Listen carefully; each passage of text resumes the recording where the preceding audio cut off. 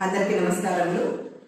ఈరోజు నిత్య Surabhi charitable trust పుట్టినిల్లు ఆశ్రమం ఆధ్వర్యంలో మన పుట్టినిల్లు ఆశ్రమంలో ఒక 7-8 రకాల వస్తువులను ఒక కిట్ మాదిరి చిన్న పాకెట్స్ మాదిరి చేశాము. అవేమంటే బాలింతలకు ఇవ్వడానికి, బాలింతలకు పౌష్టికాహారము.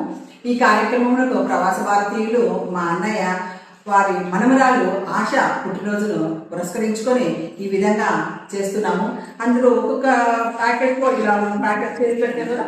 ఈ ప్యాకెట్లో ఏమంటే ఎండు ఖర్జూరము, ఒక బిస్కెట్ ప్యాకెట్, ఒక బెల్లం ముద్ద, అలాగే ఎండు ద్రాక్ష, గోడంబి, బాదము, ఈ విధంగా వాళ్ళకి చిక్కీస్, ఈ విధంగా వాళ్ళకి ఒక్కొక్కటి ఇంత ప్యాకెట్ లాగా చేసేసి వాళ్ళకి ఇస్తున్నాము.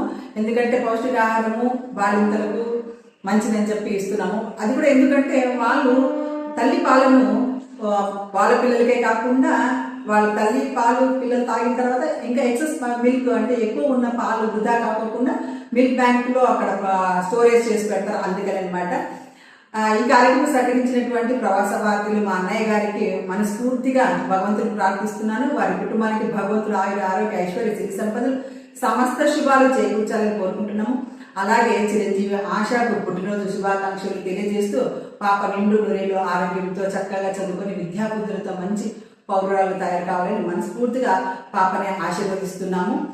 ఇట్లా మనము ఏదైనా ఒక పుట్టినరోజు, పెళ్లి రోజు, వేడుకల రోజులను విలాసంగా గడుపుకునే కంటే విశాల హృదయంతో అవసరంలో ఉన్న వారికి ఏదో ఒక సహాయం చేస్తే ఎంతో మంచిదని నా ఉద్దేశము. నేను అన్ని చోట్లకి రాలేను, అందరికీ సేవ చేయలేను. వీలున్న ప్రతి ఒక్కరు ఇతరులకు ఏదో ఒక రూపంలో సహాయం చేయాలని మనస్ఫూర్తిగా కోరుకుంటున్నాను. అందరూ బాగుండాలి. మీ నిత్య సురభి డాక్టర్ ఎస్ నిర్మలా మురళి.